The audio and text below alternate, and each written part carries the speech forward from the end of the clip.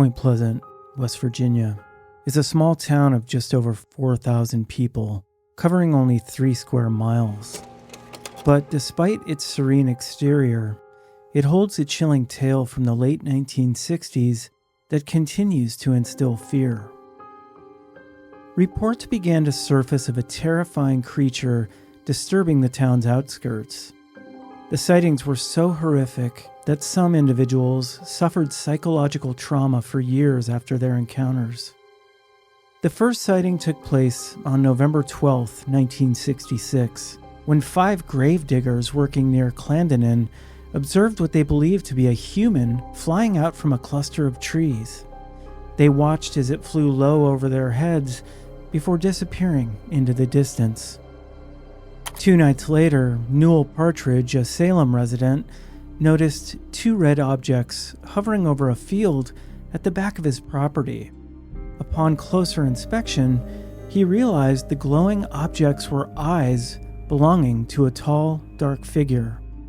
This figure then ascended into the air, emitting a terrifying shriek. His German Shepherd, Bandit, chased after it and was never seen again.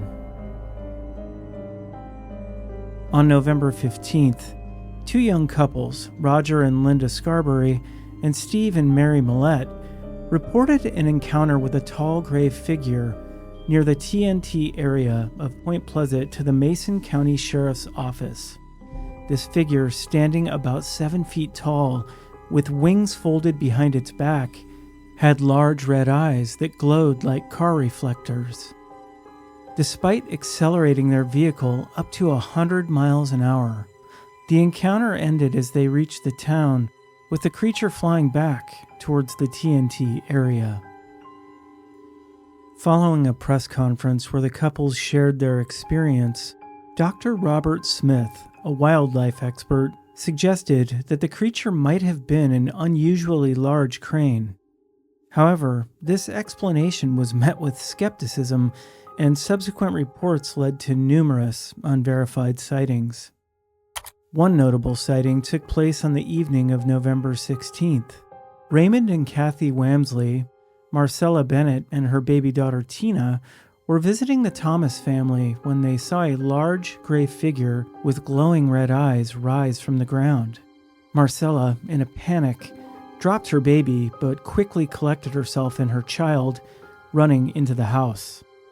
The figure followed them, peering in through the windows before disappearing by the time the police arrived. Marcella later claimed that the creature visited her home several times, causing her years of nightmares and mental health issues. The TNT area, a tract of land with concrete igloos used during World War II to store ammunition, became heavily associated with the Mothman. The press claimed this area, adjacent to the dense forest of McClintock Wildlife Station, was the creature's dwelling, with most sightings occurring there.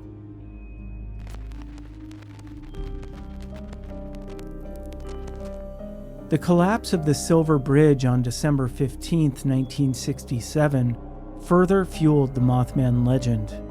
The bridge, connecting Point Pleasant to Ohio, collapsed during rush hour, claiming 46 lives.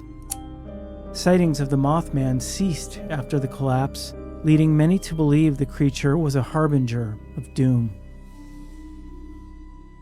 While skeptics, including Dr. Smith, argue that the Mothman was merely a large bird, such as a sandhill crane, eyewitnesses insist the creature was no bird.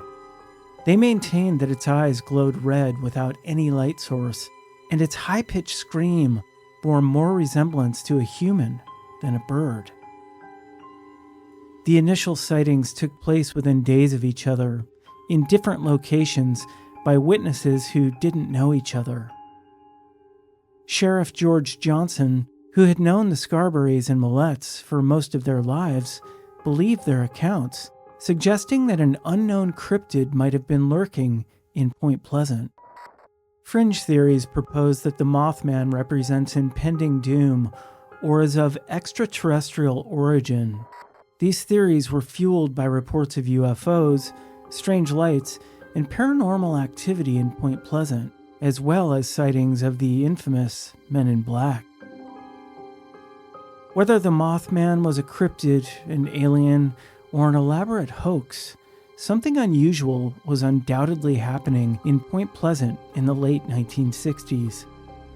The legend endures, sparking curiosity and leaving us to contemplate what truly transpired in this small town beside the Ohio River.